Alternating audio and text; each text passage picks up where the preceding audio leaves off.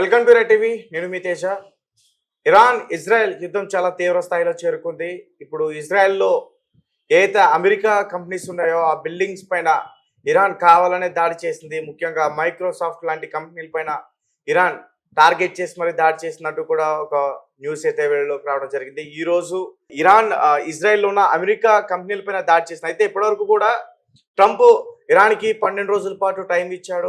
Community లొంగిపోమంటూ కూడా చెప్పారు. మీరు ఎక్కడైతే ఉన్నారో దాక్కుని ఉన్నారో ఆ బంకర్లో పూర్తి విషయాలు కూడా మాకు తెలుసు అంటూ కూడా ట్రంప్ చెప్పారు. మరి ఇప్పుడు అమెరికా కంపెనీస్ పైన దాడి చేసిన దానికి ట్రంప్ ఏం చేయబోతున్నారు? అంటే ఒక పక్క ఇజ్రాయెల్కి అమెరికా ఫస్ట్ నుంచి కూడా సపోర్ట్ చేస్తూనే ఉంది. మరి ఈ దాడులు జరిగిన తర్వాత యుద్ధం ఎలా ఉండబోతుంది, ఈ విషయాలన్నీ కూడా పూర్తిగా తెలుసుకునే ప్రయత్నం చేద్దాం.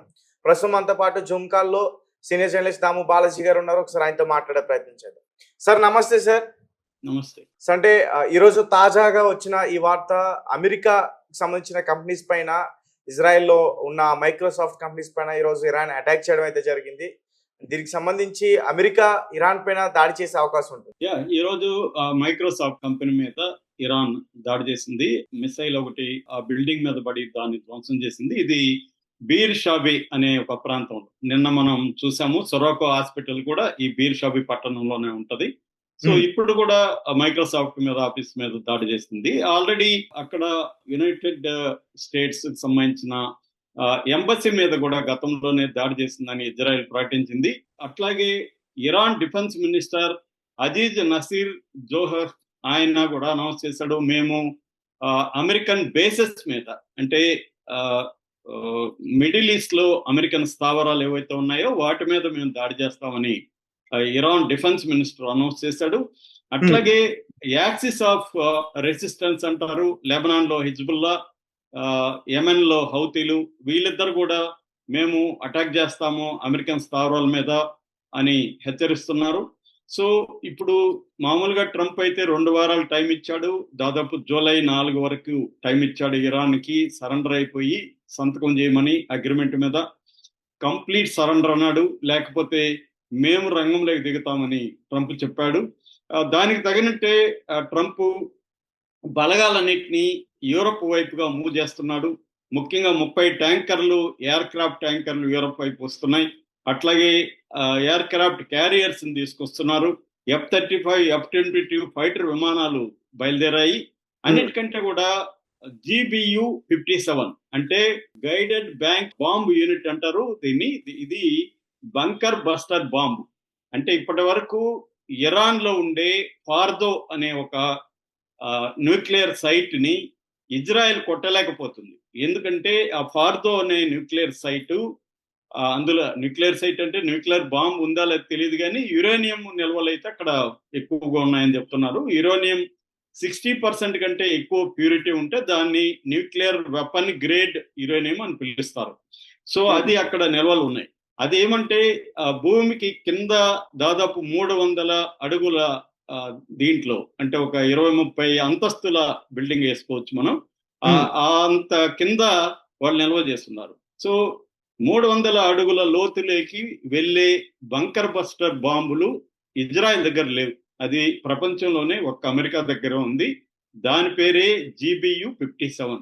దీన్ని మళ్ళీ క్యారీ చేయాలి. దీన్ని క్యారీ చేయడానికి B-2 స్టెల్త్ బాంబర్స్ అంటారు.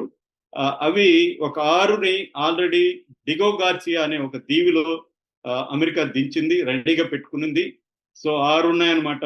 అంటే 6 ఒక్కొక్కటి 2 GBUలు, 2 బస్టర్ బంకర్ బాంబుల్ని క్యారీ చేయగలవు. 6 అంటే 12 బంకర్ బస్టర్ బాంబుల్ని క్యారీ చేస్తాయి. మామూలుగా ఈ బంకర్ బస్టర్ బాంబు వీళ్ళ దగ్గర ఉన్న GBU-57 ఏం చేస్తుందంటే 200 అడుగుల్లోకి మాత్రమే వెళ్ళగలదు. వీళ్ళది ఇంకా కింద ఉన్నిందనుకో, అప్పుడు ఏం చేస్తుందంటే ముందు ఒక దాన్ని వేస్తుంది, అది లోపలికి డ్రిల్ చేసుకుంటూ వెళ్తుంది, రెండో దాన్ని మళ్ళీ అదే హోల్లో వేస్తుంది. అంటే ఇది అది దాన్ని పుష్ చేస్తుంది. అలాగా 2, 3, 4 కూడా వేయచ్చు అనమాట. సో ఒకే దాంట్లో, ఒకే రంధ్రంలో అలా వేయచ్చు. ఈ GBU బాంబు 13,600 కిలో వెయిట్ ఉంటుంది అన్నమాట. అంత బరువుని క్యారీ చేసుకుని పోయే విమానం కూడా తయారు చేసి పెట్టారు. సో ఇప్పుడు అక్కడ రెడీగా పెట్టారు అనమాట. అంటే ఇప్పుడు ఇజ్రాయెల్ అడుగుతూ ఉండేది ఏంటంటే, మేము ఆ ఫార్దో సైట్ ని మేము కొట్టలేం కాబట్టి అమెరికా మాకు సపోర్ట్ చేయాలి అని ఇజ్రాయెల్ అడుగుతుంది. ఎందుకంటే ఇజ్రాయెల్ అమెరికా మధ్య చాలా స్ట్రాంగ్ సంబంధాలు ఎప్పటి నుంచో ఉన్నాయి. 1948లో ఇజ్రాయెల్ ఏర్పడడానికి అమెరికా ప్రధాన కారణం. రెండవది ఈ అమెరికాలో ఇజ్రాయెల్ అంటే జూయిష్ పాపులేషన్, యూదుల సంఖ్య మామూలుగా 2.3% ఉంటుంది వాళ్ళ పాపులేషన్లో. ఒక 76 లక్షల మంది ఉంటారు. కానీ ధనవంతుల్లో అంటే మిలియనియర్స్ లో 30-35% ఉంటారన్నమాట. మనకి ఫేస్బుక్ కానీ, గూగుల్ కానీ, డెల్ కానీ, ఒరాకిల్ కానీ, బాస్కిన్స్ కానీ, ఇవన్నీ అమెరికన్లో ఉండే జ్యూస్ కంపెనీస్ అన్నమాట. అంటే వాళ్ళు ప్రెజర్ చేస్తారు. రెండోది ఏంటంటే ఐపాక్ అంటారు. ఐపాక్ అంటే American Israel public affairs committee. ఇది చాలా బలమైన లాబియింగ్ కమిటీ అమెరికాలో. అంటే ఏ పార్టీ గెలవాలన్నా వీళ్ళ మద్దతు కావాలి.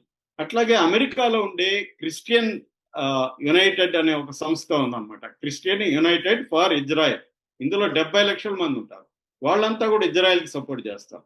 సో ఈ ఇజ్రాయెల్ లాబీ, అమెరికాలో ఉండే ఇజ్రాయెల్ లాబీ ట్రంప్ని విపరీతంగా ప్రెజర్ చేస్తుంది. ఇజ్రాయెల్కి సపోర్ట్ చేసి ఇదే మంచి సమయం ఇరాన్ కొట్టడానికి. ఎందుకంటే ఇరాన్ అత్యంత బలహీనంగా ఉంది. ఇరాన్కు మద్దతు ఇచ్చే ముజాహిదీన్ వీళ్ళు కానీ, లెబనీస్ ఇది కానీ, తర్వాత హౌతీస్ కానీ, సిరియా లేదు.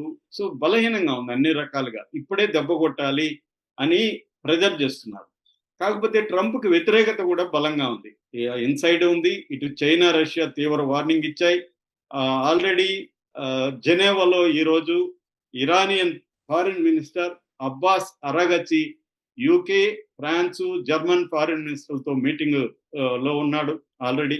సో యూరప్ కూడా వ్యతిరేకిస్తుంది. ఈ డియో గార్సియాలో ఉండే నేను ఇందాక చెప్పిన ఈ బాంబు వేయాలంటే కూడా ఈ బ్రిటన్ పర్మిషన్ తీసుకోవాలి. ఎందుకంటే ఆ టీవీ బ్రిటిష్ కింద ఉంది అనమాట. సో ఇలాగా యూరప్ లో వ్యతిరేకత ఉంది, ఇట్లా కూడా వ్యతిరేకత ఉంది. కానీ భయం కూడా ఉంది ట్రంప్కి. ఎందుకంటే ఒక్కసారి వాళ్ళు కానీ ఎంటర్ అయితే మిడిల్ ఈస్ట్ లో అమెరికన్ బలగాలు దాదాపు 50,000 బలగాలు ఉన్నాయి మిడిల్ ఈస్ట్ అంతా దేశాల్లో. అంటే ఫర్ ఎగ్జాంపుల్ ఖతార్లో 10,000 మంది అమెరికన్ సైనికులు ఉన్నారు. బహ్రెయిన్లో 9,000 మంది ఉన్నారు. కువైట్లో 13,500 మంది ఉన్నారు. ఇట్లా యుఏలో, సౌదీ అరేబియాలో, Iraq, Syria, Jordan, Turkey, Israel, Egypt, Oman ఈ ప్రాంతాల్లో అంతా కూడా ఆల్రెడీ అమెరికన్ స్థావరాలు ఉన్నాయి. వాటిని ఎయిర్ బేసెస్, నావల్ బేసెస్ అంటారు అన్నమాట. అక్కడ ఇండియన్ బేసెస్ లో నావల్ బేసెస్ ఉంటాయి. ఎయిర్ బేస్లు ఏర్పాటు చేసుకుంటారు. ఆర్మీ బేస్లు ఏర్పాటు చేసుకొని ఎప్పటి నుంచో ఉన్నాయి. కొన్ని పర్మనెంట్గా ఉంటాయి, కొన్ని ఏమో టెంపరీగా ఉన్నాయన్నమాట. వాటి మీద ఇప్పుడు ఇరాన్ దాడి చేసే అవకాశం ఉంది. ఏమాత్రం అమెరికా ఇజ్రాయెల్కి యాక్టివ్గా సపోర్ట్ చేస్తే ఈ 50,000 మంది అమెరికన్ బేసెస్ మీద ఇరాన్ కానీ, లేకపోతే ఈ ఇరాన్కి సపోర్ట్ చేసే మిగతా గ్రూపులు కానీ అటాక్ చేసే అవకాశం ఉంది. అది అమెరికాలో ప్రజలు వ్యతిరేకిస్తున్నారు. సో ట్రంప్ నిజంగానే ఇరాన్ మీద చేస్తాడా? కానీ ఈ మోహరింపులు ఇవన్నీ చూస్తే మాత్రం ఒక సీరియస్ గా యుద్ధ వాతావరణాన్ని ట్రంప్ క్రియేట్ చేయడానికి ట్రై చేస్తున్నాడు. ఇరాన్ ని ప్రెజర్ చేసి తను చెప్పినట్టుగా సంతకాలు చేయించుకోవాలి, ఇరాన్ ని సరెండర్ చేయించుకోవాలి అన్న ప్రయత్నం అయితే కనబడుతుంది. ఇది నిజంగా సాధ్యమవుతుందా? ఒకవేళ జరిగితే ఇరాన్ ఏ స్థాయిలో రియాక్ట్ అవుతుంది? ప్రపంచ యుద్ధం వచ్చే అవకాశం ఉంది. ఎందుకంటే చైనా, రష్యా ఇరాన్కి మద్దతు ఆల్రెడీ ప్రకటించాయి. కిమ్ కూడా ఇజ్రాయెల్ క్యాన్సర్తో పోల్చాడు. సో కిమ్ కూడా రంగంలో దిగే అవకాశం ఉంది. వీళ్ళందరూ కానీ రంగంలోకి దిగితే యుద్ధం ఖచ్చితంగా వస్తుంది. ఎందుకంటే చైనా, ఇరాన్ నాశనం అయితే చైనాకి చాలా పెద్ద క్రైసిస్. ఎందుకంటే ఇరాన్లో $400 బిలియన్ పెట్టుబడి పెట్టింది, ఒక కోఆపరేషన్ అగ్రిమెంట్ చేసుకుంది. ఇరాన్లో ఉండే 80% ఆయిల్ని చైనాకే ఎగుమతి చేస్తున్నారు.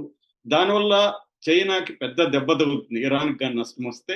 సో కానీ ఇప్పుడు ఈ మైక్రోసాఫ్ట్ లాంటి కంపెనీల మీద దాడి చేస్తే అమెరికా గమ్మునుంటుందా అనేది పెద్ద ప్రశ్న. అయితే ఇరాన్ ఏం చెప్తుందంటే అది మేము చేయలేదు, అది ఇజ్రాయెలే మా మిసైల్స్ ని వాళ్ళ డిఫెన్స్ ఏరో 3 డిఫెన్స్ సిస్టమ్ మా మిసైల్స్ ని కొట్టినప్పుడు ఆ బిల్డింగ్ మీద పడింది, మేము టార్గెట్ చేయలేదు అని ఇరాన్ చెప్తుంది. ఇది కూడా పాసిబులే. ఇరాన్ కావాలనే అమెరికా కంపెనీలు, ఇజ్రాయెల్లో దాదాపు 350-420 కంపెనీలు ఉన్నాయి అమెరికా కంపెనీలు. ఆ కంపెనీల మీద ఇజ్రాయెలే దాడి చేసి ఇరాన్ దాడి చేసిందని చెప్పే అవకాశాలు కూడా ఉన్నాయన్నమాట. అంటే ఏదో ఒక రకంగా అమెరికాని యుద్ధంలో లాగడం కోసం. ఎందుకంటే అమెరికాలో రాకపోతే ఇజ్రాయెల్ ఇరాన్ యుద్ధంలోంచి గౌరవంగా బయటికి పోయే పరిస్థితి కనబడలేదు. ఎందుకంటే ఇరాన్ కూడా స్ట్రాంగ్ గానే అటాక్ చేస్తూ ఉంది. సో అందుకని ఈ ఒక కాంప్లెక్స్ గా ఉంది. ఏ ఇంటర్నేషనల్ అనలిస్ట్ కూడా కరెక్ట్ గా చెప్పలేకపోతున్నారు పాసిబిలిటీ ఏంటి అనేది. మోస్ట్లీ యుద్ధం అటాక్ చేయకపోవచ్చు ట్రంప్, ఎందుకంటే ట్రంప్ అంటేనే డీలర్ అతను, వ్యాపారస్తుడు. సో యుద్ధం వల్ల తనకి లాభం ఉందా నష్టం ఉందా అని బేరీ చేసుకొని అతను దిగుతాడు తప్ప ఇజ్రాయెల్ కోసం ట్రంప్ దిగడు అన్న ఒక ఇదైతే అందరిలో ఉంది. ఇది ఇంకొన్ని రోజులు పోతే గానీ మనకి క్లారిటీ రాదు.